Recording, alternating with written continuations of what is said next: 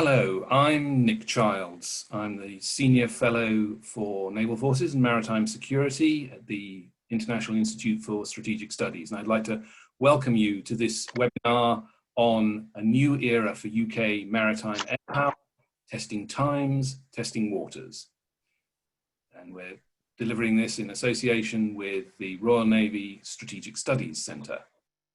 Our speakers today are Vice Admiral Jerry Kidd, who's the Fleet Commander, Royal Navy, Air Marshal Jerry Mayhew, Deputy Commander Operations, Royal Air Force, Brian Clark, Senior Fellow, Hudson Institute, joining us from the United States, and our own Dr. Lynn Kwok, Shangri-La Dialogue Senior Fellow for Asia Pacific, ISS Asia, joining us from Singapore.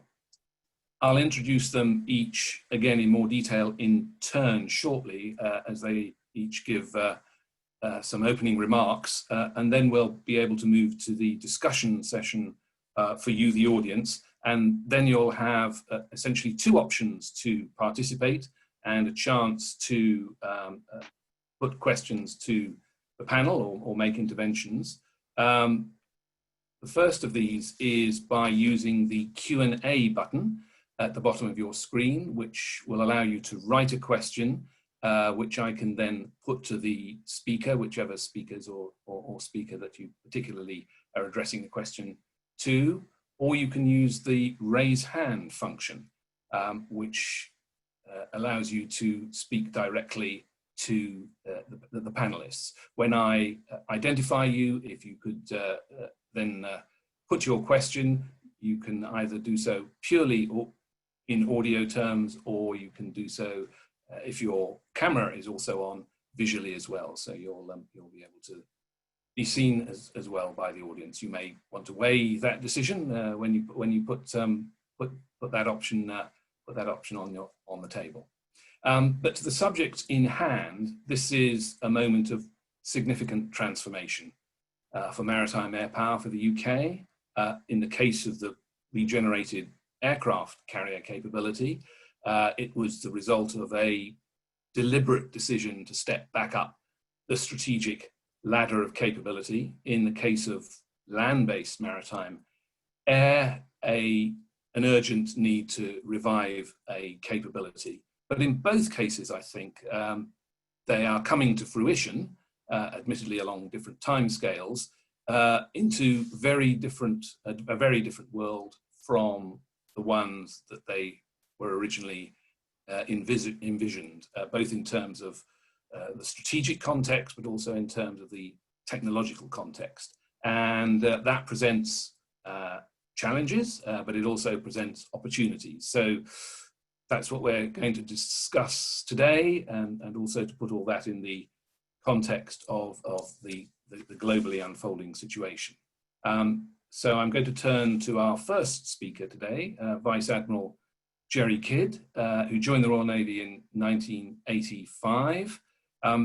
He had a number of operational deployments in the Gulf, Kosovo, Northern Ireland, Caribbean, and the Indian and Atlantic Oceans. He had a number of notable command positions, which particularly qualify him for this subject, as the commander of the aircraft carrier HMS Ark Royal, of the aircraft carrier HMS Illustrious, admittedly in its commando carrier role, and as the first seagoing commanding officer, and at the time also commander UK carrier strike group of the new aircraft carrier HMS Queen Elizabeth. He was subsequently promoted Rear Admiral in November 2018 and appointed Commander of UK Maritime Forces and Rear Admiral Surface Ships, before he was further promoted into the current assignment, which he took up in March 2019. So, Admiral Kidd, over to you first.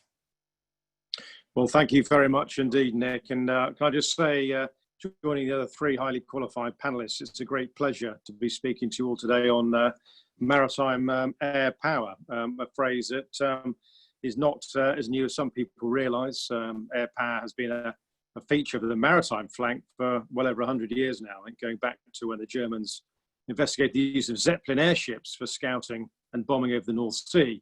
And of course, that mission set evolving into today's maritime patrol aircraft currently been delivered by the Royal Air Force's P-8 Poseidons. So, you know, we're 100 years down track on this air maritime piece, and but some things have changed, but an awful lot hasn't. As an interesting segue, there's people keep asking me why British aircraft carriers have a pennant number starting with R, Romeo, rather than C for carrier. And of course, it's the initial set for aircraft on board ships was to act as a reconnaissance aircraft to spot for the big battleship guns, hence R for reconnaissance. But of course, things have evolved rather quickly since then. But it's really the Second World War, certainly for the US, Japanese and the Royal Navy, which demonstrated the utility and power of wielding aircraft over the water, both in the Atlantic and the Pacific. And today in 2020, I have to say fundamentally the operational requirement has not fundamentally changed.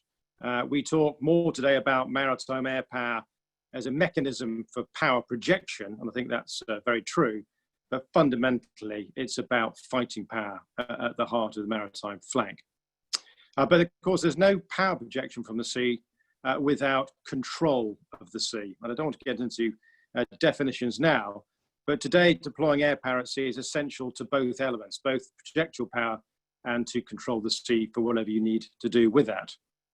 And that's largely vested in carrier strike groups. I mean, of course, we have air power in our frigates and helicopters and some unmanned aerial systems, but they're very much about local force protection and delivering to a frigate or a destroyer. The big stuff, the real power projection, air maritime power, really is vested in the accumulation of those force elements that come together in a carrier strike group, a carrier at the center. And let's not forget, a carrier is very much just a big metal box that takes aircraft around, keeps them dry, and moves around the planet. It's the totality of all those frigates, destroyers, and submarines, and the air wing that come together in synchronized effect to deliver the punch. And so it's bloody complex, it's complicated. And I've always said it's the most complicated military formation to bring together properly, blending those air and maritime elements tightly together. But now, of course, supported so closely and knitted together with space capabilities, cyber, and other government capabilities, certainly in the UK's carrier strike group. So I would propose that carrier strike groups are still the only military formation that can conduct full-scale military operations over nearly 70% of the Earth's surface in nearly any environmental condition, and with the capacity to move and store vast quantities of aircraft, fuel, ordnance, and supplies that enable you to deliver months, literally, of intense combat and wider influence operations wherever and whenever you want. We mustn't forget that. But the delivery of air power and maritime power projection and sea control next decades for the UK, as Nick says, will be through our new Queen Elizabeth class carriers, the HMS Queen Elizabeth and HMS Prince of Wales. And they are, no doubt about it, a pretty big investment for UK defence and a pretty big shift in some of our doctrine, and I'll come on that in a minute. But basically, British defence doctrine is still very much based on deterrence. Maritime air power at this scale is essentially the UK's conventional strategic deterrence capability, complementing our nuclear submarine and strategic missile submarine capability. Aircraft carriers and carrier strike groups, their operational utility has been well rehearsed. Obviously provides political choice, strategic mixing, power projection capability, flying the flag in support of diplomacy and the nation's prosperity agenda, and very few countries do that well. But whatever the views of the audience are on cost, imitation is in many ways the sincerest form of flattery. It is sobering, is it not, to reflect that all 5 UN permanent members are invested in carrier capability, and many, many others aspire to it, but can't either afford it or do it properly. So aircraft carriers and maritime air power is not just about metal and ships and aircraft. They are very much more about being a metaphor for a nation state intent to be relevant on the global stage at the strategic level, and that's crucial. So air power at sea through carriers quite simply shows intent and strength and is a capability that must be valued by our allies, particularly the United States, and also deters potential foes in a credible and meaningful way. When aircraft carriers sail, it tends to be noticed. When an aircraft carrier group turns off an enemy coast, or any other country for that matter, it is noticed. Now, for the UK, the Queen Elizabeth class is not new. Largely we've not been at this scale since the 1970s with the Ark Royal Form, the Phantoms and Buccaneers. And we had our smaller aircraft carriers, the two I commanded, Ark Royal and Illustrious and Invincible. And they were very much a stopgap for us for 3 decades. But they did extremely well. And I think their use strategically and operationally really underpinned the drive to replace them with something a bit more capable. We can go back to the Falklands War in '82, Bosnia operations, Gulf for the last 20, 30 years, and operations in Sierra Leone that really demonstrated fundamentally both the military but also the political use of aircraft carriers around the planet.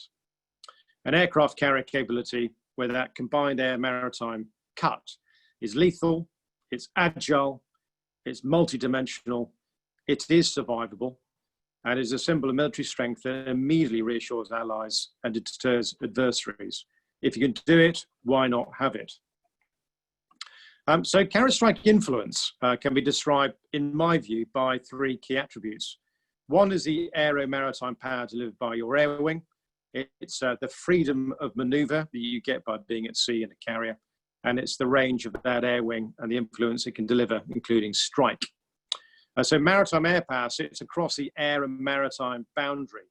The key thing is that air power constraints, and Jerry will roll his eyes a little bit, but the air power constraints, and I'm talking here of impermanence, a limited payload, dependence on access, basing, overflight, and their force protectors aircraft were on the ground and an airfield ashore, are offset by the persistence, poise and access of a moving aircraft carrier, or a moving airfield, should I say, at sea. So carrier strike groups, in this sense, are the very best example, in my mind, for combining the Royal Air Force Gen 5 Air Wing and my ships through my aircraft carrier groups. And I'm always reminded of the George Bush strike group in the Gulf in 2014, which displayed these attributes. George Bush in 2014 was stationed in the Middle East. It was conducting flight operations over Afghanistan. And then a new group called ISIS moved into Iraq.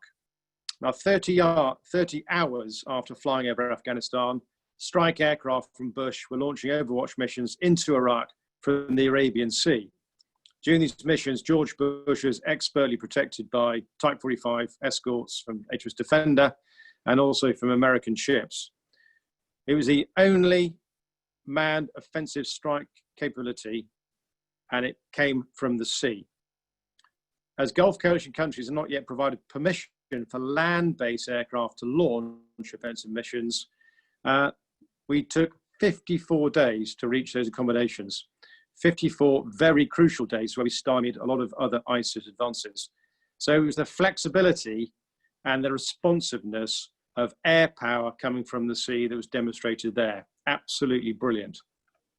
Lastly, Queen Elizabeth class, different scale from CVS, 65,000 tons. They are truly strategic, and with a philosophy built in through tech and innovation, but also our doctrine about integration with other defense elements. Clearly, Jerry Mayhew's F-35s, other government departments, International Air Wing, Royal Naval helicopters. So we're all about integration now, as something that Jerry may pick up on. And I'm seeing this moving much more for interoperability with allies and elements of UK defence to interchangeability. And I think the first carrier strike group deployment next year in 2021 with HMS Queen Elizabeth, where we're taking on board for the first time ever a US squadron of F-35s, and they are totally knitted in to 617 Squadron, the UK F-35 Squadron. And I think it's a great signpost to the future where we stand together as we move around the world. So look, for the Royal Navy and the Royal Air Force, this is an ambitious program. There's no doubt about it. It's bloody hard work.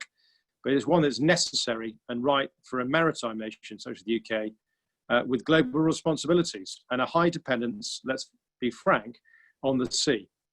And I think we will therefore contribute meaningfully to the evolving challenges of a changing planet and a new operating environment, which is seeing much more borderless control, a much more globalized threat set, not least through state-based competitors such as Russia and China, and an increasing threat to rule-based international systems.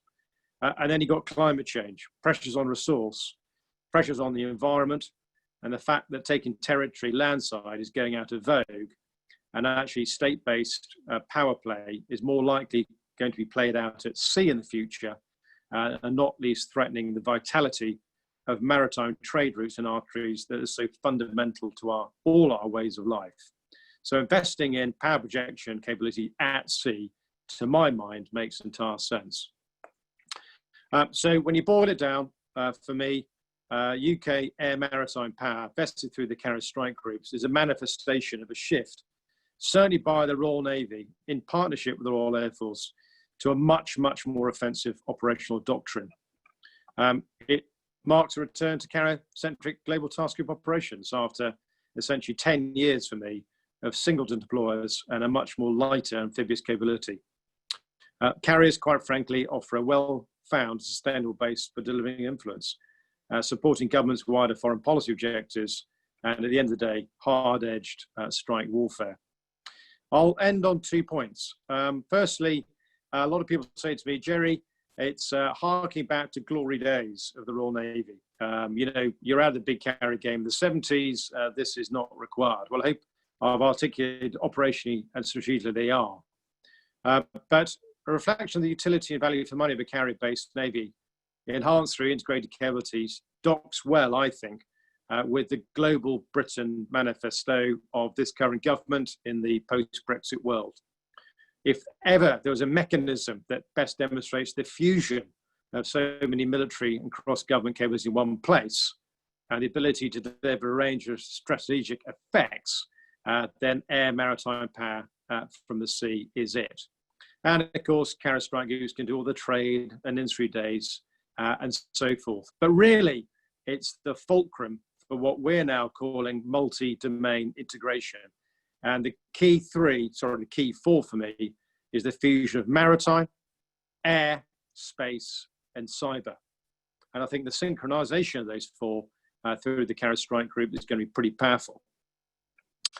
And lastly, I must address the critical perspective that carriers and maritime air power in the round is over. I strongly disagree.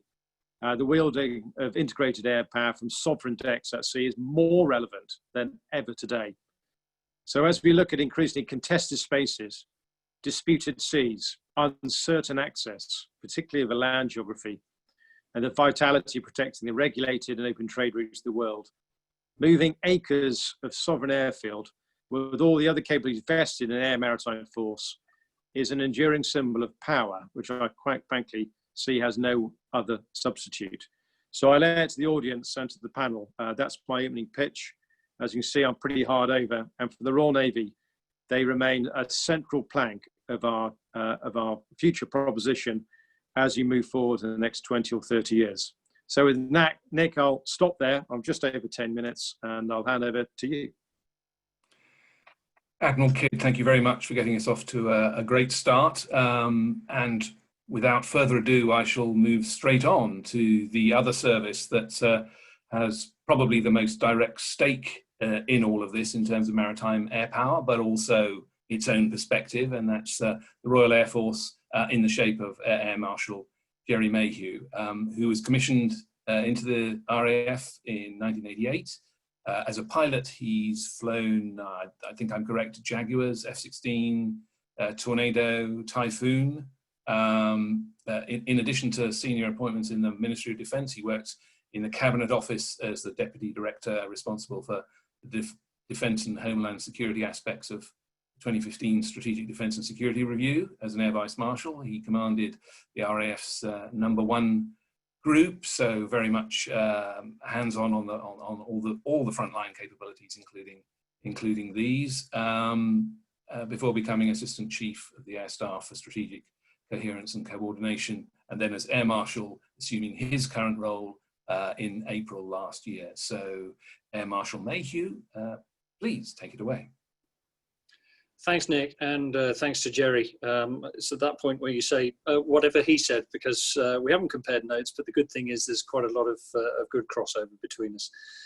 Thanks for allowing me back, because I know it's 12 months ago since we did this at Yeovilton in front of a really exciting audience. So the good news is we have continued in the same vein, and that our services have worked really hard together in the last year, not just on exercises, training and trials, but on operations, future concepts and future policies. So I'd like to pay tribute to everybody who's worked for us and worked so hard collegiately to get after some of those challenges, and I think it's already paying dividends.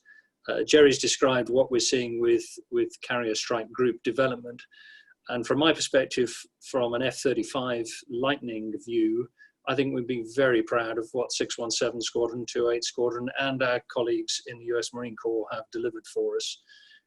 From the UK's perspective, F-35 is now at operational capability from land, and it has actually participated in operations in this last 12 months. So despite all of the chunterings and mutterings of when's the aeroplane and the carrier come together, we have provided parallel track, and we've been on board quite a lot in the last few weeks and months to ensure that by the time we get to autumn of this year and we certify the whole of the Carrier Strike Group, our folks from Royal Navy and the Royal Air Force are working hand in glove, and the relationship on board Queen Elizabeth has been absolutely superb. And my thanks to the ship's company for ensuring that those that come on as visitors or part-time operators from the platform are welcomed and made to feel part of the team. That is also echoed wider. It's not just on Queen Elizabeth with F-35, but it's in our operational headquarters between the Maritime Ops Centre and the headquarters for 11 Group here. Again, history, 11 Group for us was the group that protected the southeast and London during World War II, and is now our main centre for operational command and control for the Royal Air Force. But they've been working hand in glove with the Maritime Ops Centre for a whole host of operations and exercises and training opportunities, and also to bring P8 back into the Orbat. And as you've recognised, we've now got them operating from Kinloss as we do some final bits of work at RAF Lossiemouth, and the P8 force is growing and is now on operations as we grow the force back in the UK. So lots to be proud of, but it's not just about platforms. It's about the threats. And I think that's what Jerry and I have been really concentrating on. It's threats to the United Kingdom and that rules-based international order. And it's about bringing air and maritime power together, complementary, alongside cyber, space, and not forgetting our land colleagues, to get that multi-domain integration that Jerry talks about. And it's another phrase that is bandied around sometimes rather loosely, multi-domain integration. It's a bingo phrase, but we do take it seriously. There are 5 very different domains that are reliant upon each other, and that the relationship is now getting stronger and more open to ensure that defence and the United Kingdom gets the best from them. But we're not alone in that. Our partners and allies are doing the same. So it's not just a buzzword, it is for operation and strategic effect.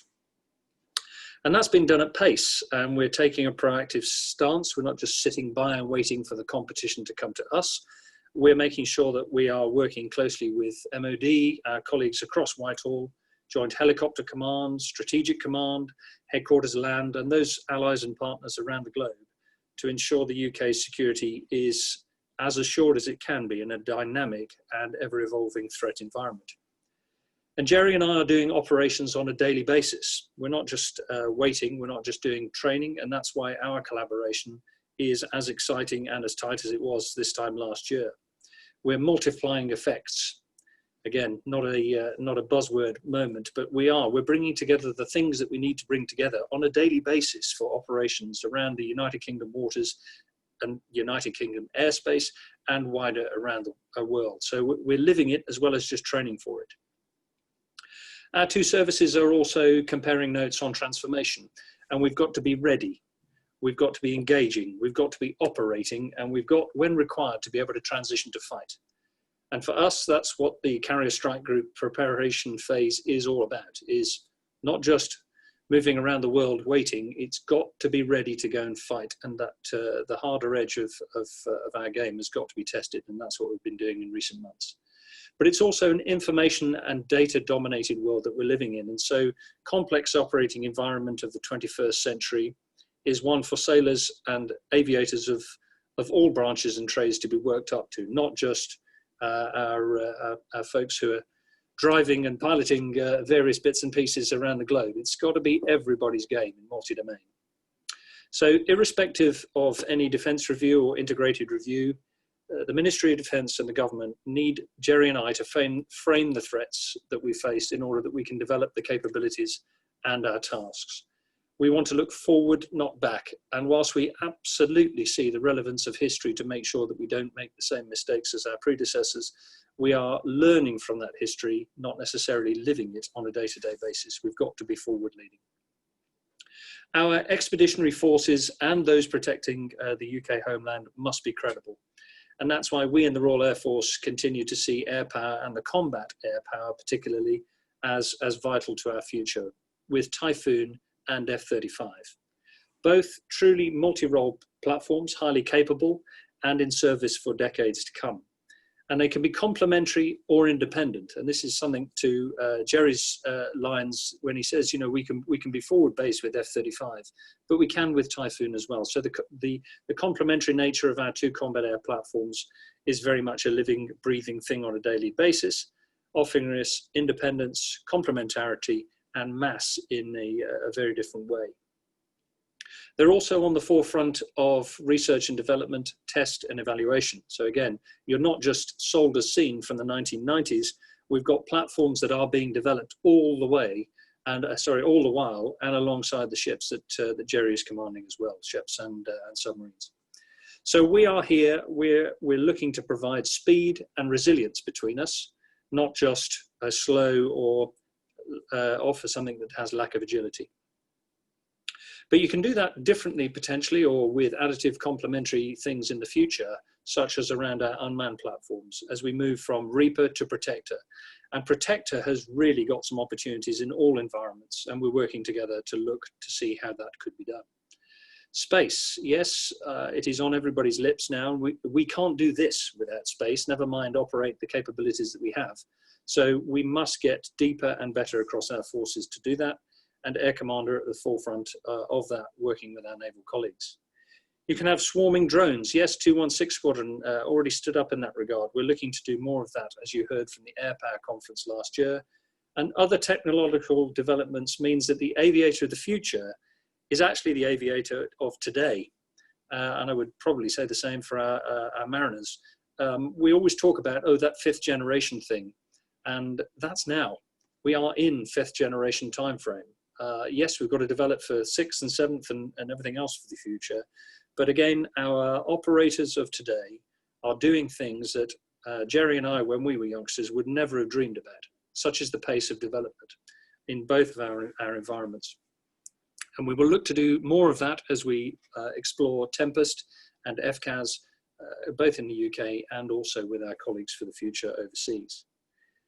Data and information flows have become crucial to us all. And that's what's making, again, so many differences to the marriage of F-35 and Queen Elizabeth. When you see it in operations on a day-to-day basis, with no words of communications, rapidly developed data interpretation, and then development out to the operator themselves so that they can change their operating models almost minute by minute based on the data they are receiving and the information they are getting, not just on the ship, but also when they're forward operating with the aircraft. I think it's absolutely stunning. And the skills that our people need now are very, very different. And again, that's an area that we will be working closely on as we get the experiences of Carrier Strike this year and next, of looking at the joint skills and capabilities of our people in the maritime air environment. So we've got cyber and space specialists in large numbers across defence already. Our two services are, I think, working well with Strategic Command and the evolving National Cyber Force. But it's our ships, it's our stations, it's on our units everywhere that this is happening. This is not just a headquarters thing. Data and information, cyber and space are in everybody's business. So I think, again, the young men and women that we are developing for the future will be training and operating in a very different way than the people who are sitting on board our platforms right now. It's also about partnerships and alliances and interoperability, as Jerry said. It's about working with our NATO colleagues. It's about the Five Eyes partnerships. It's about the GEF, and it's about many of the bilateral relationships that we have already had. And putting aside Brexit, that is going to continue. France, Germany, our colleagues in the Far East through the Five Powers defense agreements, and with Japan, and a whole host of partners who we could be here days listing, are really excited by the air and maritime opportunities that we bring, not just with Queen Elizabeth and F-35, but a whole host of other platforms as we look to do a return to global Britain. The RAF are doing that already, and you will have seen with things on the other end of the scale where you've seen the red arrows. If you put the red arrows as a global Britain front of house, but you also sit HMS ship Queen Elizabeth alongside, and have F-35, P-8 and a whole host of modern platforms and people out in the world, that makes people sit up and watch. And the competition sees it as well as our friends. So we are definitely fifth generation. We're looking to sixth generation. We're working closely together, and we are taking global Britain very, very seriously. That is for operations, and it is for our prosperity agenda with industry and the like. So strike groups, expeditionary air wing, and modern capabilities are here to stay. And we really got the government intent of the SDSR in 2015 when we were tasked and asked to go and work with industry and across Whitehall out into the wider globe. So I can see a real impetus at the moment to go and do that. So without going over Jerry's ground, I think we are energized, we are excited, and we are maintaining that close working relationship that sees air and maritime power working together around the globe. I'll stop there, Chris. Nick.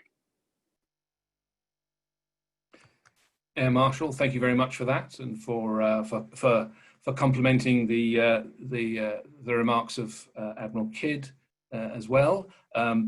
Let's move swiftly on to broaden things out a little bit further in terms of perspective, and to get a US and hopefully a more global aperture on these issues. I'll turn now to Brian Clark, who's a senior fellow at Hudson Institute, as I said before, with expertise in naval operations, electronic warfare, autonomous systems, defense strategy and procurement. Before being at Hudson, he was from 2013 to 2019 a senior fellow at the Center for Strategic and Budgetary Assessments, during which time, amongst other things, leading studies in a whole range of new technology and future warfare issues. He was one of the key authors of a major study of the transformational requirements for US Navy carrier groups and air wings, regaining the high ground at sea, very much in a great power competition context. Prior to all of that, he was special assistant to the Chief of Naval Operations and director of his commander's action group, and led a whole range of activities on developing naval strategy. And before that, he was a submariner in the US Navy. So he also has a very particular personal perspective, perhaps, on particularly aircraft carriers, but maritime air generally. So, Brian, the digital floor is now yours. Well, thank you, Nick, very much. And I appreciate the opportunity to be on this terrific panel with Vice Admiral Kidd, with Air Marshal Mayhew, and with Dr. Cook. So I'm going to talk a little bit today about the trends in maritime aviation. We're going to start off a little bit with what's happening with the threat environment, what some of the opportunities are in that threat environment, and then go into a discussion about what that means in terms of US carrier air wings, what we're seeing in maritime aviation in general, and then also what's happening with ground-based aviation. As Air Marshal Mayhew mentioned, this is, there's maritime aviation that comes from land bases as well as from sea. So Tom, if you go ahead to the next slide. So what we're finding in our analysis is that the threat environment is causing the role of carriers to change a little bit from what we've been comfortable with over the last 20 years or so. Particularly in the United States, we've become used to the idea of carriers being mostly a power projection asset, where we use them to cause strikes ashore, we hit terrorist targets, we threaten regional powers that might be attempting to control the sea from the land, like Iran, or North Korea, where we do shows of force there. But what we're finding, though, is that the ability of these countries, even a regional power like a North Korea or an Iran, to threaten aircraft carriers and other naval forces at sea is making us think about maybe moving our aircraft carriers a little bit further out from the shore than what we have had in the past. And that's not so much because the carrier is not survivable. It's because we're seeing that the reduction in sortie generation that occurs as a result of defending the carrier can sometimes impact its ability to achieve the effects it was designed to achieve in the first place. So there's a lot of discussion in the international sphere, both national security here in the United States as well as elsewhere, about the survivability of carriers and their viability as a future part of naval forces. And we found in our analysis that they're absolutely essential. You know, as Admiral Kidd mentioned, they provide you a sovereign base from which to conduct air operations. They provide you options when, in a lot of cases, you don't have any other ones, and they provide this level of mobility and flexibility that is absolutely essential to what combatant commanders need. But what we're finding is that the role of that carrier is changing. So as we move away from it strictly being a power projection asset, we're also finding it's going to be important for sea control as well. The advent of proliferating submarines, not just by the Chinese and Russians, but also in other countries that have now adopted submarines as a new technology for sea control. We're seeing longer range weapons that can be launched from shore. We're finding an increase in the size of navies as well as their proliferation into militia and other Coast Guard and paramilitary forces. So all of these threats to sea control are creating the need for better capabilities to conduct air defense and surface warfare and anti-submarine warfare out at sea to protect naval forces as well as remote bases like for the United States, Guam, or for the US and Britain, Diego Garcia. So sea control is becoming a more important role for carriers than it has been in the last 20 years, while at the same time we're finding this need to have a little bit more standoff from places over which we might want to exert power projection. And both of those are affecting the composition of the aircraft and the mix of aircraft we need on our aircraft carrier decks. And so the last thing I want to mention here is, and Dr. Cook will probably talk more about this, is we found the need for sea-based maritime aviation particularly important in the, as I show on this chart, the Asian and Indo-Pacific littorals.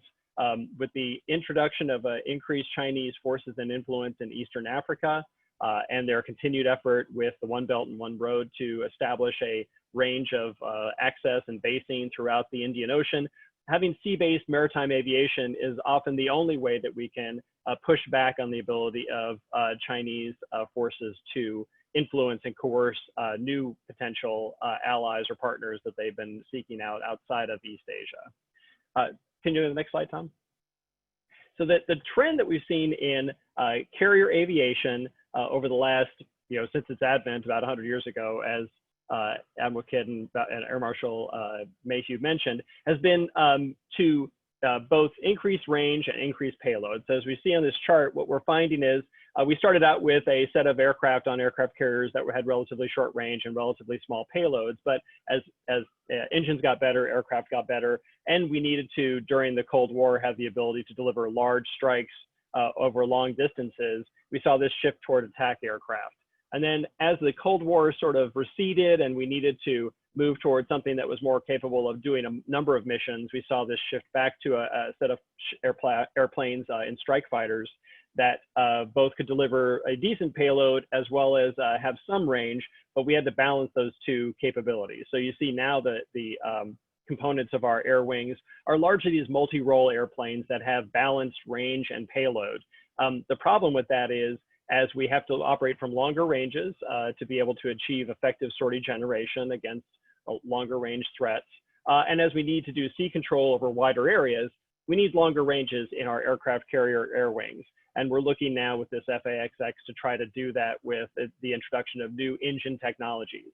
The other thing it's driving is an increase in the emphasis on specialization in our air wings. So if you go to the next slide, Tom. So this shows the trend over time with what our air wings look like, at least in the United States. And it's a trend that kind of reflects the major geopolitical trends of the time. And in particular, I want to focus on this idea of specialization. So carrier air wings today, if you look out on the right-hand side of this chart, are composed mostly on the top part of the chart of multi-role aircraft and a small number of specialized aircraft. The multi-role aircraft in this case being, in the US case, F/A-18 Super Hornets and soon F-35 Lightning II strike fighters. And those aircraft are intended to perform any of the missions that the air wing needs to do: strike, air defense, surface search, surface warfare, etc. The one mission that there's a few missions they can't do very well though, which is maybe airborne early warning at long ranges, anti-submarine warfare, air refueling in most cases. And so those tend to be specialized missions that we shift over to an aircraft that's designed for that operation. And you can see on the bottom part what those missions have been over time. And so you can see the general trend has been as the threat environment gets worse, for example, in the early 1960s, as the Cold War progressed and the Soviets' capabilities grew better, we saw an increase in the number of specialized aircraft because we needed to address improving submarine threats, longer range air threats that required specific air defense aircraft, and then aerial refueling to support those aircraft. So that trend toward specialization was something that accompanied an increase in the threat environment. We're finding the same thing today, is that we're now embarking in another in this case, great power competition that's going to create a threat environment where we need to have more specialization, more aircraft that are capable of doing missions like anti-submarine warfare, like air refueling, like electronic warfare, and like airborne early warning, that are able to enable the air wing to remain effective as it tries to deal with better threats and operate at longer ranges. So that trend is what we already see starting to pick up in the later years of the current air wings. So if you have the next slide, the predicted the track we're on in the United States is towards a 2035 air wing that looks kind of like this. So it's going to be still a relatively large number of multi-role strike fighters. So the F/A-18 EF Super Hornet, F-35 Charlie Lightning II strike fighter, a new fighter that's being developed in the United States called F/A-XX, or Next Generation Air Dominance, that's maybe more oriented towards air-to-air operations and is capable of longer ranges and higher speeds, and would depend on new engine technology. And then you've got this increasing number of specialized aircraft. So compared to today, where we don't have any aerial refueling tankers in the air wing, we're likely to have up to two detachments of these aircraft, as well as the continued use of electronic warfare and airborne early warning aircraft, along with some helicopters designed for anti-submarine warfare. So the increase in specialization is a response to the improving or the increasing threat environment that's being faced by our aircraft carriers. But this is not to say that the aircraft carrier is not going to be relevant. These changes are absolutely essential to allow the aircraft carrier to perform the functions that it still will be needed to do, because an aircraft carrier is still a much more survivable base than a fixed land base that doesn't have the ability to move and is not protected by a collection of ships that are part of its escort package. But these changes would allow, this particular air wing, for example, would allow up to 24 of these strike fighters to be able to go out to 1,000 miles and deliver a payload that might itself be a standoff weapon capable of going in several hundred more miles. And that's a pretty good range of effect and capacity of effect for a future air wing. Another thing that this air wing might be able to do is provide air refueling services to other aircraft in other aircraft carriers, particularly of smaller carriers like the Queen Elizabeth, like the French carrier, like the Charles de Gaulle and its follow-on, like the US LHA, the amphibious assault ship, which will carry F-35s as well. So this aerial refueling capability that the CVN will deliver in the future might be the most important enabler that it can actually provide, because it will improve the capability of an entire set of aircraft on multiple ships, and will be essential to allow this longer range of effect that will be needed for sea control and power projection in the future. If you go to the next slide, Tom. So one other thing we're seeing is, and as we trend toward a need for more specialization, as we did during the Cold War, anti-submarine warfare is going to be a key area that will continue to be a challenge for aircraft carriers. In particular, one problem that we have is aircraft carriers are going to be subject to threats from anti-ship missiles launched by submarines. those missiles will eventually get to a range of probably 1,000 miles, on par with the US Tomahawk, which is a submarine launched missile already. So as anti-ship missiles reach this range of hundreds to 1,000 miles, it's going to be very difficult for a ship at sea to be able to protect that range of area from submarines and find them all and interdict them before they're able to attack. So they're going to need to rely increasingly on land-based air to provide some of that capacity. So we're looking at many concepts for how to do that with the Protector program. So looking at male UAVs, a medium altitude, long endurance UAV, and looking at P-8s. We've looked at several concepts for how those aircraft can combine to enable you to conduct a more offensive approach to anti-submarine warfare that would reduce the threat to ships out at sea, including aircraft carriers. And then it could also be used in conjunction with carrier aircraft to conduct anti-submarine warfare. So on the left-hand side, it's showing sort of a choke point kind of operation where your P-8s are going to act more as a command and control node and as an excess capacity of weapons and sonobuoys, while you use stationary sensors that could be deployed over the side of a ship, small sonars like those, as well as sonobuoys deployed by both the P-8 and the Protector UAV to guard this choke point and keep submarines from making it out to the open water where they can threaten naval forces. And then the right-hand side shows a picture from above what that might look like. But these concepts are going to be absolutely essential to deal with the submarine threat, which we haven't really had to contend with nearly as much since the Cold War ended, and that has progressed and improved in the intervening years. If you go to the next slide, Tom. So looking at how the smaller carriers can work together with larger carriers, this is looking at some notional force packages that could be deployed on the Queen Elizabeth class carriers, as well as the US amphibious assault ships. So the US is already looking at concepts like the Lightning carrier concept, where we're going to shift from a multi-platform package on a LHA to instead carry predominantly strike fighters. And in this configuration, that LHA would be used mostly as a small aircraft carrier, whether it's with Marines or operating in concert with CVNs. But with those aircraft, it provides a 5th generation capability to a CVN that otherwise would carry mostly at this point 4th generation strike fighters, and will not carry a large number of 5th generation strike fighters for another decade almost.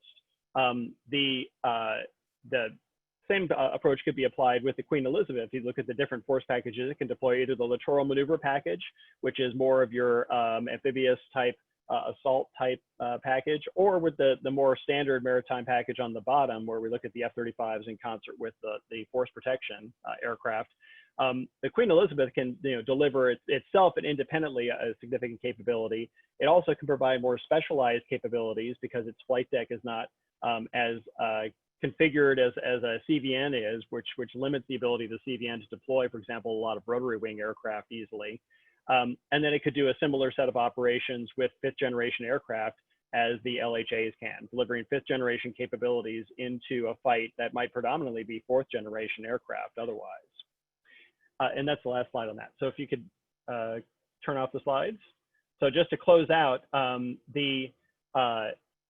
what we're finding in our analysis is that the advent of a more threatening environment, a more challenging threat environment, is requiring us to operate from longer ranges with our aircraft carriers.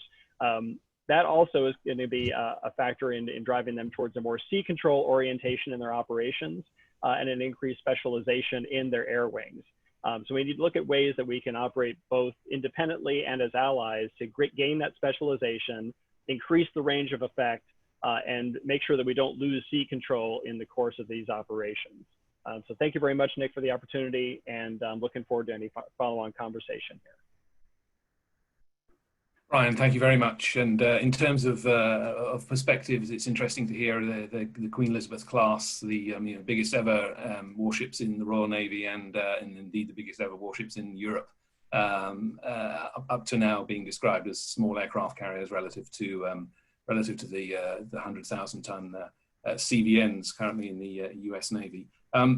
But we're going to move to yet another perspective, and having heard from the operators about the capabilities that are embedded in what we've been talking about, and to some extent the testing times of the title of the webinar, as far as some of the challenges that, Brian, you raised for operations. I'm now going to turn to Dr. Lin Kwok to look, I suppose, in more detail at what I would term the sort of testing waters element of the discussion. Lin, as I said, is Shangri-La Dialogue Senior Fellow for Asia Pacific Security at the IISS, and he's also co-editor of our strategic dossier, the Asia Pacific Regional Security Assessment. And her research focuses on the international relations, security and law of the Asia Pacific, with a focus on South China Sea dispute. She's also a senior research fellow at the University of Cambridge, and holds and has held multiple fellowships at a number of very significant establishments, Yale Law School, Harvard Law School, Harvard Kennedy School, the Center for Strategic and International Studies, and the Center for International Law at the National University of Singapore. Her area of focus is I suppose, one where the rules-based order at sea really has in many ways been most overtly challenged in a region which, as we've heard both from Admiral Kidd and Air Marshal Mayhew, in the context of global Britain, the UK is showing a more renewed engagement. I hope Lin will look at what the state of play there is in a general regional context, from a regional perspective, but also the potential for perhaps greater UK engagement, with, I hope, a nod also to how maritime air power, and particularly the symbolism of what we've been talking about, but particularly the aircraft carrier, resonates or might resonate in that region. So Lin, over to you. Thank you, Nick. These are certainly, as you pointed out earlier, testing times for the region. I think I'll begin by giving a brief overview of what's been happening in the South China Sea and its implications for the balance of power, as well as the rules-based order. And I'll then look at what the UK's role could be in the region based on some recommendations that I made last year at the House of Commons Defence Committee hearing when I provided testimony there. So first, in terms of the dynamics of the South China Sea, I think it's safe to say that a rules-based order in the South China Sea is under threat by China's actions fortifying features, disputed features in the South China Sea, as well as its attempts to consolidate its claims and control over surrounding waters around them.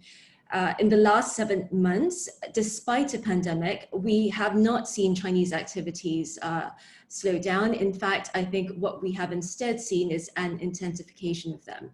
Now, the activities can broadly be grouped into three. First, China has encroached upon the exclusive economic zone, or EEZ, of Indonesia, Vietnam, and most recently Malaysia. This has taken the form of sinking a Vietnamese fishing vessel and conducting survey activity in Vietnam's exclusive economic zone. It's also taken the form of survey activities in Malaysia's EEZ, as well as harassing a drill ship that Malaysia had hired to conduct survey operations in its own EEZ, the West Capella. Now, such activities are in direct contravention of the UN Tribunal ruling in the Philippines case against China, which actually saw its 4th anniversary yesterday. That ruling made clear, that ruling was mainly focused on resource rights in the region, and that made absolutely clear that littoral states in the South China Sea enjoyed their exclusive economic rights unencumbered by any Chinese 9-dash line or any claimed EEZ from a feature or group of features in the Spratlys. So that's the first type of activities that China has engaged in. The second type of activity that China has engaged in has been that it's maintained a near constant presence around features that are occupied or administered by countries in the region. And it sent hundreds of vessels around T2 Island, which is the largest feature that the Philippines occupies in the Spratlys. Now, such a presence may not necessarily be unlawful. China, or any user state, in fact, has innocent passage in territorial seas around features, as well as high sea freedoms outside of it. But the numbers and persistence of these Chinese vessels suggest that they are aimed at coercion as well as consolidation of control. Now, the third group of activities that China has engaged in has been to maintain its objections to assertions of maritime rights and freedoms that the United States and others, including the United Kingdom, have asserted in the South China Sea. Now, some of you might remember the HMS Albion had actually sought to traverse the Paracel Islands, which is to the south of the South China Sea, in September 2018. And that was met with huge Chinese objections on the basis that such actions were provocative. Now, all the United Kingdom was doing in that respect was actually to challenge China's claims to illegal straight baselines around the Paracel group of features. So China had drawn a sort of lasso around the Paracels, and those straight baselines seek to enclose the waters within them as internal waters through which no country is allowed passage. So that was clearly problematic. The United Kingdom sought to challenge that, and that was met with vociferous objections from China. Now, Chinese objections to valid assertions of maritime rights and freedoms by the UK and US and others is in clear contravention of the United Nations Convention on the Law of the Sea, which enshrines passage and high sea freedoms. Its activities recently have been more worrisome because of intensifying US-China rivalry, as well as heightened recriminations around COVID-19. Now, in April, we saw a sort of close encounter between a US and a Chinese warship. It came within 100 meters of each other. This close encounter recalled, in turn, a near miss in September 2018, when a Chinese warship came within 41 meters of the USS Decatur in the context of worsening trade relations with the United States. So the USS Decatur had to maneuver to avoid a collision. So all this is, of course, very worrying if we are looking at the possibility of incidents at sea. Now, regional countries are seeking to push back against Chinese encroachments, but within limits. By and large, they want to maintain good ties with the militarily and economically more powerful neighbor. COVID-19 is likely to increase rather than decrease this imperative as countries in the region, particularly the weaker ones, seek to rebuild their health systems and economies after the pandemic. So what we've seen is countries have sent out their naval vessels as well as their coast guards to respond to Chinese incursions, but they're generally mindful of not upsetting border relations with China. Malaysia is a good example in this respect. Malaysia's government Malaysia sent its government vessels out to patrol around the West Capella, the vessel that was conducting survey operations in Malaysia's EEZ at Malaysia's request, so that it could counter Chinese harassment. By and large, however, Malaysia's responses to China has been rather muted, and this may be seen in the Ministry of Foreign Affairs statement that it issued in April, when it did not mention Chinese encroachment into its EEZ, nor did it mention Chinese harassment of the West Capella. What it did mention, however, was the need for the peaceful resolution of disputes in accordance to international law and UNCLOS. It also urged countries to avoid sending their Navy ships as well as other vessels to the region, because that could lead to miscalculation and increased tension. Now, I think what this means is that if the UK should deploy vessels to the region, regional sensitivities do need to be taken into account. What I would say, though, is Malaysia is largely an outlier in terms of how it views naval presence in the region. It has been less welcoming than most other countries in the region of external naval presence. Now, what role then for the United Kingdom? I think great power competition has increased the importance of contributions by middle powers, including the UK. In my view, the UK can play a modest but important role in upholding the rules-based order. As a naval power, the UK should continue to regularly assert maritime rights and freedoms as a matter of law. This will ensure that passage and other high sea freedoms are not lost through the lack of use over time. As a matter of practice, it ensures that the international waters of the South China Sea do not become a Chinese lake. Now, with its historical ties to the region, as well as being a member of the Five Power Defense Arrangement, or FPDA, which is East Asia's only collective security arrangement, I think the UK can also play a very important role in working with allies and partners in the region to build capacity, whether in the form of humanitarian assistance and disaster relief, or enhancing maritime domain awareness. The latter will give coastal states greater confidence to be able to shine a light on unlawful behavior, unlawful and coercive behavior in the South China Sea. Now, countries in the region largely, I think, would welcome UK security presence. They appreciate the importance of anchoring different stakeholders to the region, not least because I think it helps to take the edge away from direct US-China rivalry. That said, although the UK has shown an increased sign of security engagement in the region in recent years, I think a degree of skepticism about the UK's role remains. I think British credibility has been hurt, of course, by Brexit. The UK's ability to handle challenges closer to home, such as Russia or COVID-19, as well as its staying power in the event that China threatens severing of economic ties, for instance, has also been questioned. In the region, moreover, the region still, moreover, remembers the UK's precipitous withdrawal from Singapore in 1971, ahead of the 1970s deadline, which left Singapore scrambling to set up its security as well as economic position. In later decades, I think the region also saw the UK scale down its FPDA participation. While it sent aircraft command teams and Royal Marines to the region, it failed to send Royal Naval vessels.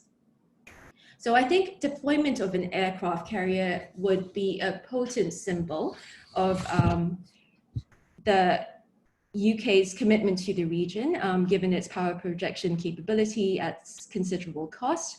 I think I fully agree with Admiral Kidd, who mentioned earlier that it's a powerful metaphor of a nation state's intent to be strategically relevant. And I think this is something that the region would welcome.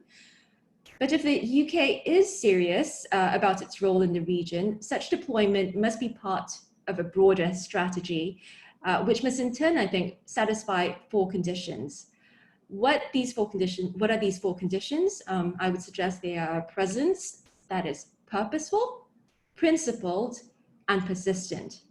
Now, a purposeful presence is one that has a clear sense of the UK's interests and priorities in the Indo-Pacific, so that the region is left in no doubt about UK interests and commitments to its peace and security. A principled presence must be guided by and framed as support for international law, including passage and other freedoms of the seas, the sovereign equality of states, and condemnation of the threat or use of force. It's important to frame UK presence in the region around principles, because that means that it can more easily build coalitions, partnerships in the region.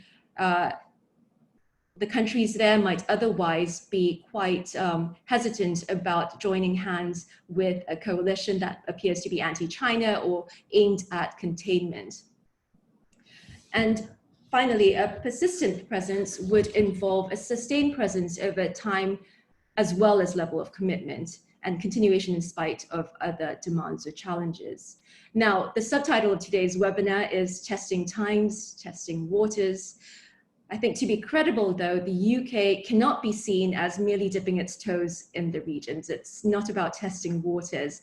It must aim to be a presence that's strongly rooted in a clear sense of UK interests in the Indo-Pacific and commitment to principles that cannot be traded away. These are certainly testing times for the region and for the UK as well, and for the wider world. But I think this makes sustained UK engagement all the more important. For Britain to be truly global, I think it must more deeply engage with an economically and strategically important region and the opportunities and challenges it throws up. So in this vein, I think a strong policy statement of the UK's vision and strategy for the Indo-Pacific needs to be a priority. This will provide a clear roadmap for meeting UK interests in the region and signal that the UK is a serious player. An Indo-Pacific vision or strategy would also help it to align itself with its allies and partners in the region, not least the US, Japan, France, Australia, all of whom have issued their own Indo-Pacific visions and strategies. Now, last year at the Shangri-La Dialogue, France issued an Indo-Pacific policy statement and for good measure sent its aircraft carrier, the Charles de Gaulle, complete with aircraft carrier strike group, and docked in Singapore during the course of the Shangri-La Dialogue weekend. Perhaps next year we'll see the UK do the same. And on a final note before I close, I'd like to highlight the absolute importance of not looking at the region through a narrow lens. A holistic approach needs to be adopted. China's ambitious Belt and Road initiative was altering the region's strategic landscape before COVID-19. I think COVID-19 has stopped its momentum for a bit, but I think that it's unlikely to spell an end to the Belt and Road initiative, which I suspect will be perhaps even in even greater demand post-COVID as countries seek to rebuild their economies. So as the UK looks to contemplate its presence in the region and its role in the region, I think it needs to seriously consider as well the extent to which it can cooperate perhaps with partners like Japan to complement or counter the Belt and Road initiative in a way that will also help to boost its domestic economy. Thank you. Lynn, thank you very much for that, and for, apart from anything else, reminding us that it's still very much choppy waters in the region, in spite of the preoccupations with, or perhaps because of, to some extent, the preoccupations with COVID-19 at the moment. Right, we have about 20 minutes, a bit more than that, for some discussion, and we've got quite a few questions already in the bag, as it were, and I'm going to open up with a couple of related questions. The first one from Captain Paul Mandersey, who's the Naval Advisor for Royal Australian Navy for the Australian Government here in London, who asks, with the rise of A2AD capabilities, will the Royal Navy pursue sea-based ballistic missile defence capabilities with the Type 45 destroyers? And this class's replacement for carrier protection, and I'll roll that in with Michael Mostick, who says Admiral Kidd used the words survivable. Are billion-dollar or pounds carriers becoming increasingly vulnerable to missiles, barely costing six figures? So that, I suppose, that trade-off issue, especially from China. So Admiral Kidd, perhaps, and then perhaps, I don't know if Brian Clark would like to sort of weigh in on that as well. Thanks. Yeah, thanks, Nick. I'm going to just pass my compliments to the rest of the panel members for their really insightful words. I've learned a lot. Thank you very much indeed. And Lynn, on your last piece, we could talk for hours. We're running with Jerry Mayhew through the policies and the politics of our Far East deployment or Indo-Pac deployment next year. It's interesting work. On the question, Nick, yes, listen, we got ballistic missile threat is a massive issue for everyone wishing to play on the operational stage. There's no simple solution. Any ballistic missile defense capability is hugely expensive. You could argue that beyond NATO and the United States, very few others can even contemplate a credible ballistic missile defense program because the complexities of the threat set plays against you. Hypersonic missiles coming at very high angles from sub-orbit is extremely difficult to counteract. But I think we have a viable capability we're going to build on for the Type 45 destroyers. Certainly the radar on Type 45 is probably acknowledged, I think fairly, as one of the best, if not the best in the world. And the Viper system, the missile we have embarked on those ships, is also very capable. However, it will have to be developed further to meet the full ballistic missile threat set. And I can't say where we are in that negotiation, but clearly that requires more investment, and we'll have to wait for how that conversation develops over the next year or two. But what I would say is that when we look at threats and how to counteract any threats in any environment, it's always an amalgam of all the capabilities you have at hand. And this goes back to doctrine, working with allies, and making sure you can offset threats and mitigate them in various manners. It's not just about kinetic strike or knocking the arrows. It's a bit like going back to Agincourt. Sometimes you have to take out the archer, not the arrow. And with ballistic missiles, that is absolutely apt, because the number ranged against forces, both land and at sea, will be significant. So it's not an easy solution set. But the answer to the question is, yes, we're looking at evolving the Type 45 set in the coming years. And the second question was about A2AD, was it, Nick? Yes, it was basically the trade-off between your multi-billion-dollar carriers and much less expensive but lethal missile capabilities. Yeah, well, again, I think we've got to be very careful here when we talk about vulnerabilities and survivability. There's not one latitude or longitude on the planet, not one car, building, human being, ship, or airfield that's invulnerable. So we need to get out of the rather dull, I have to say, discourse about vulnerability. It's all about, as Chester Nimitz rightly said, it's all about what is calculated risk. And that's up to the operational commander, assuming you have the political agreement to risk your forces. It's up to the operational commander to decide how he wants to deploy his forces and what level of risk he wishes to take. And that can be done in a whole host of ways. But it comes back to the point we made, Jerry Mayhew and I made earlier, about multi-domain integration. Every problem set now, the solution to it is quite complex. It's not just about knocking missiles out of the sky with another missile. In fact, that's last resort, quite frankly. It is complicated. Yes, a ship or anything, a building or an airfield or a tank brigade can be taken out by ballistic missiles or anti-ship missiles. Of course they can. It is the operational commander's job to make sure he mitigates that sufficiently. There is no easy answer.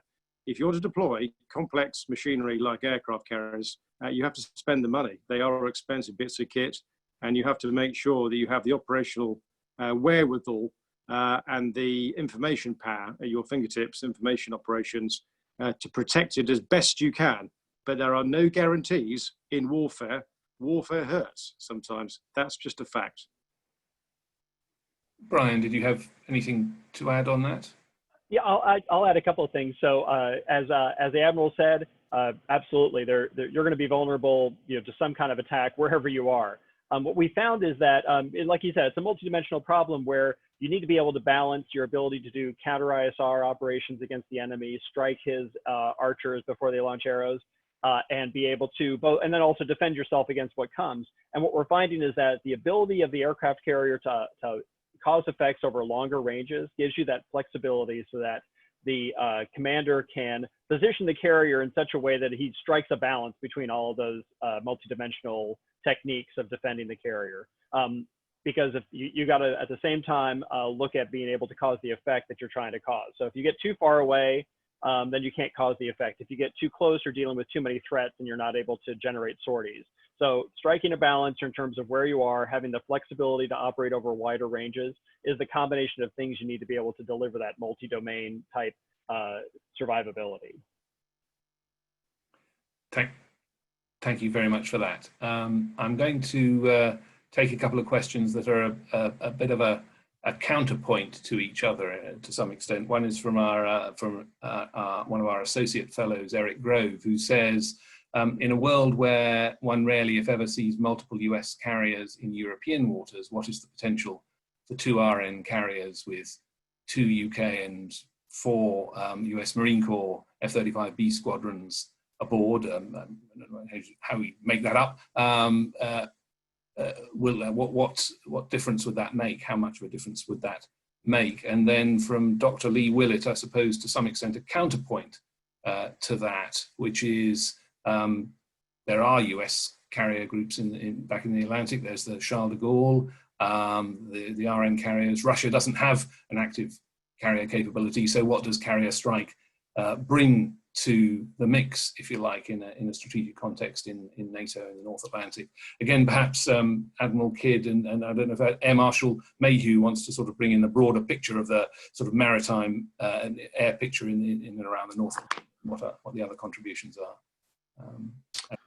Yeah, thanks, Nick. I'll tackle that pretty quickly. I get the question, and let's be very clear. And I'll take Eric Grove's point. And Eric will remember the days of the 1980s where we had the North Atlantic strategy, with combined United States and United Kingdom aircraft carrier groups off the Norwegian Sea, directly threatening Russia and their ability to strike back. So I'm a great fan of the combined carrier strike group methodology. I think it provides a complementary suite of capabilities. We've integrated between the US and the UK for a number of years, particularly on carrier development. And I think, as I said earlier, the United States Marine Corps embarkation next year is just signposts to a much more rich future. Listen, it's all about prioritization. We've only got 2 aircraft carriers. We'll see where we go in terms of air wing development and what that looks like, the combination of UK, US, other allies, and unmanned aerial systems in the future. But certainly the Expeditionary Strike Force, the combination of 2 aircraft carriers, is pretty potent. The center of gravity for me as fleet commander is the Atlantic against the Russian threat set. That's where I'm focused. But as Lynn pointed out, yes, we are going to come back to the Indo-Pac. And I love the 4 conditions she listed, and I can reassure her that our ambition is to be absolutely persistent and forward-based there. Maybe with a carrier strike group, or maybe not. We'll have to see. But we have choices to make politically, Nick. So we'll see where we go. But certainly the ambition is to remain combined and joint, and to flex the UK very modest levels of ambition and forces in a NATO context primarily. But that's not going to limit us moving around the world in the future. Air Marshal. Thanks, Nick. So firstly, to me, it was about having a sovereign capability. It isn't always necessarily going away with US Marine Corps or other nations embark, but that is the great freedom that we have now, is there's an aircraft carrier that can support a community of platforms. Just to look at the F-35B community, there's obviously ourselves, the US Marine Corps, the Italians, Singaporeans, Japanese. So there is a lot of choice of who can embark and who can't. So that's good, and the interoperability that brings is a significant amount of work that is going on with that community at the moment to ensure that we can do that in the future. But it isn't a routine operating model of always having US Marine Corps on board. As for operating in the North Atlantic or elsewhere, that's why we recognize the importance of global reach and global supportability. So I know, if I may be naughty and just reach ahead to one of the other questions, which is slightly ahead, is the solution we have does not necessarily need to be embarked for supportability. And the solution we have with Lockheed Martin and industry is to support a global market of F-35s. And so spares and capabilities will be sat in all sorts of locations, and I'm sure it'll be the same for the ship. So our ability to be in the North Atlantic or in the Indo-PACOM region is all backed up by support solutions that are built for the 21st century model. Thank you very much. Now, we do have a number of hands raised, and the first person to raise their hand was Vice Admiral Retired Duncan Potts. So Duncan, if you'd like to step forward and put your question. You're muted at the moment.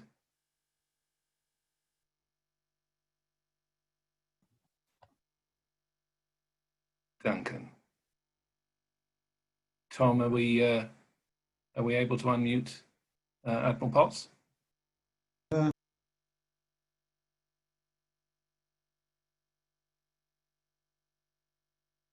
Okay, well, we don't seem to be able to hear Admiral Potts. I'll see if we can come back on that one. What I will do is go, I think, to the question to which Air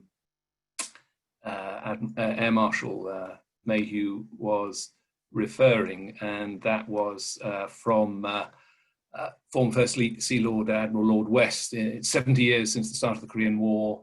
For 3 years, Royal Navy light carriers provided the only UK fighter ground attack. Do you agree that the provision of UK fast jet power in the Indo-Pacific can only be provided by carriers, and that we should exercise this as soon as possible? And in the short term, how will we ensure airborne early warning while operating in the region? So there's some other elements to unpack there. Perhaps Jerry, Kidd, if you'd like to sort of have a stab at that as well. And I'd also like to bring Lynn Kwok into this as well, just in terms of the broader range of capabilities. We've talked about aircraft carriers. Air Marshal Mayhew has talked about other capabilities that have a global reach, all of which I think in an earlier comment he said are things that make people sit up and watch. And I just wondered if that, as far as you're concerned, the region is something that does happen. Do these really have symbolism, and what the real resonance of aircraft carriers and other high-tech capabilities do have in the region? So Jerry, do you want to add further to that? And I don't know if Air Marshal Mayhew wants to say a bit more on the same subject. Okay. Nick, Yeah, sorry, yeah, when you're ready, I think I'm on now, so when you've finished with this, I can come back. All righty, will do. Good to see you. Yeah, welcome, Lord West. Question, yes is the answer. I mean, the Queen Elizabeth class, like American CVNs, are a well-founded base, but they are one that does not stop the air wing from disembarking. And Jerry talked to the global reach and global footprint and the ability to sustain F-35, particularly in the Indo-Pac area, not least through our US allies and through the hub in Japan. So I think we're very careful that we see it just as a binary issue. I think what the aircraft carrier does is takes them out there. It acts as the well-founded base. It's protectable, it's sustainable, and it brings them back home again. But that doesn't mean it's a one-stop shop. So, our intention is very clear that we're going that way next year. I think we will have to work out what our routine operating model looks like in the future for the UK carrier strike groups, about where they go year on year. And that, of course, that'll be a question of for policy and also for resource, which should unfold in the next 6 months or so.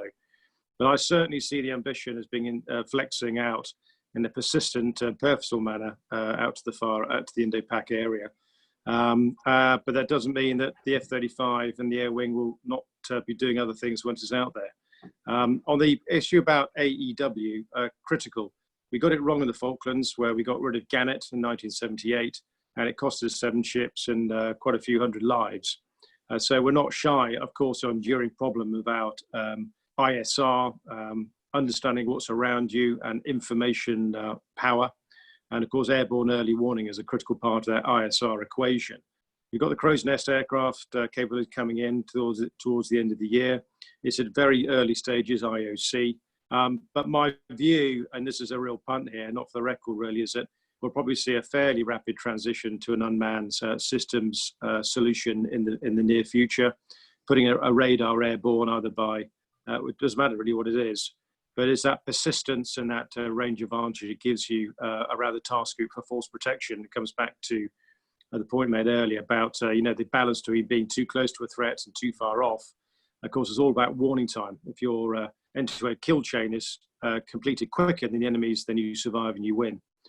So airborne early warning remains vital. But this comes back to the point about combined capabilities, space-based ISR, a big wing coming from ashore with MPA, and other agencies inputting information into your group. Is the amalgam of all that information that's critical here. So focusing too much on one capability like AEW is not the complete solution for the operational commander to consider. It's the alchemy of everything you have to consider. But I'll hand over to, I'm not sure we're going there, Nick, but that's an Air Marshal Mayhew and then Lynn perhaps for a sort of further thought. Thanks, Nick. Lord West, thank you. Yeah, ISR always an issue for us, whether it's wherever it is domained. and we're looking at space opportunities, but of course for airborne early warning and C2 moving out of E3D Sentry platforms into the future is a program of great interest to us at the moment, E7, P8 and other opportunities which Jerry describes. And of course, looking at how we might do other things with Protector as that comes in, very much a hot topic at the moment. I would also just qualify my statement of making people sit up and watch. 4 years ago, we moved Typhoon into Japan for the first time into that part of the world for a very long time that UK Combat Air had deployed. We also go into Malaysia on a regular basis, and FPDA 50 next year is another opportunity to do that. And we know through measurement of effect and measurement of communication that that does make people recognize that globally Royal Air Force and the Royal Navy can project power as they have always done so. Lynn, do you have a thought on the sort of the wow factor element, I suppose, to these kinds of capabilities in the region? Well, it definitely makes the region sit up and notice. And I think the most obvious example was in 1996 when the United States sent its aircraft carrier battle groups to the region in response to Chinese missile tests in the Taiwan Straits. So that, of course, got China to behave a little bit better after that. So it got China at least to sit up and notice. Since then, of course, we live in a very different world. China's military capabilities have advanced and progressed massively. And so the question, of course, is the sort of response it would get from China. I suspect China would still remain, would still view it with the same sort of eyes or wariness that it viewed it in 1996, but somewhat less so. As for the rest of the region, I think aircraft carriers do provide a reassuring presence of commitment, as I said earlier. In terms of how they position themselves, both in terms of alignment with allies and partners, but also in terms of whether or not they're willing to stand up for a rules-based order, that all depends on whether or not external powers are able to kind of come into the region and offer a degree of reassurance, a degree of succor. I understand that security is, economic development is not possible without security. That said, for the region, many in the region view economics as security. So it cannot only be about aircraft carriers. While they send an important signal, at the end of the day, the bread and butter issues do matter as well. So we're talking about trade and infrastructure investment, development. In the wake of COVID, it's going to be health initiatives. Chinese President Xi Jinping has already talked about a Belt and Road, a health Silk Road. So these are the sort of issues that we cannot lose sight of as we send this awesome instrument into the region as well. Thanks, Lynn. We are right up against our time. I don't know if anyone really has to dash away, but I will try and get in, if I may, Admiral Potts' question. So, and perhaps one other. So, Duncan, you have the floor. Okay, Nick, thanks. You've got me now, have you? Absolutely. Yeah, good. Well, firstly, can I just say to all the panelists, I thought that was an excellent afternoon, and I particularly observed that it was very good to hear the two Jerrys, both speaking strategically, but in a very joined up and aligned way, something that certainly I didn't always see when I was in service. My question really revolves around and builds on the last one, really. I mean, both of the two Jerrys made the point about the importance of sea control and control of the air, the need for a day one capability. And I think it was Jerry Kidd who said that he thinks that bringing a carrier battle group together is perhaps the most complex military formation to bring together. And I wouldn't disagree with all of that.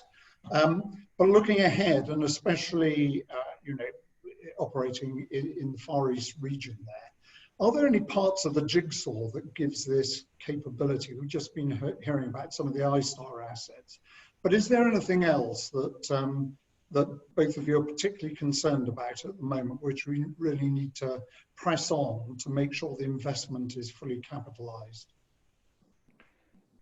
Thank you, Duncan. And I'll actually, because it's apposite, I'll also throw in this question from Vice Admiral Clive Johnston, which is on the subject of resilience and sustainability, really, as far as maritime and air power is concerned. Can we afford the stocks, weapons, and support shipping to keep this capability operational, high tempo, forward loaded, and war winning? So it really is the step change in terms of high tempo capabilities, including at range. So to the two Jerrys, I think if you just have a sort of reflection on that. But I don't know if I'll just forewarn Brian Clark as well, whether he has a thought on those issues around the sustainable firepower. Would you like to kick off with that, and then we'll finish off with the two admirals?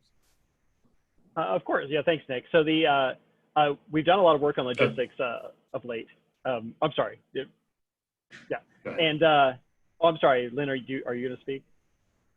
Oh, okay. No, go ahead. Okay, so what we're finding is that there's a need to improve our logistics, both in terms of getting more logistics and be able to account for attrition of our logistics forces, as well as a greater distribution of our logistics forces. So get away from a small number of very large logistics ships and forces to a larger number of smaller logistics ships. So that's something that we're looking at to be able to support this more distributed operations that we're likely to find among the allies. Getting the stocks right is something that the U.S. has been investing in a lot, and I think that's going to be one of the biggest challenges, really, is having sufficient weapons to support this new form of warfare, which is very much missile-based, which is a greater cost than what we've seen in previous conflicts, and being able to supply the fuel to those ships at sea that are going to be deploying airplanes is going to require this more distributed logistics infrastructure, which will mean that maybe a new class of logistics ships. And I'll turn it over to the admirals. Thank you. Forgive me, I said the two admirals. I actually meant Air Marshal Mayhew and Admiral Kidd. So Air Marshal Mayhew, if I could come to you, but also if I could throw in one extra question as well, which is on the subject of Tempest, which you may have seen there from Boaz Shoshan, and whether the Tempest program will have a maritime operational capability. But so shall I answer that one? I'll answer that one first then, if I may. Thank you for the question on Tempest. No, I was just indicative that there are future platforms and programs that in the 2040s and beyond, we need to have our imagination and our eyes open to not just wait for that moment, but use the technologies that we're developing for that to put on the platforms and capabilities that we have now. So there are opportunities in the Tempest program and the Future Combat Air System work that will allow us to do more with F-35, Typhoon, and a host of enablers rather than wait until 2040. And who knows where that will take us as that develops. You asked about what worries I would have. I don't really have worries.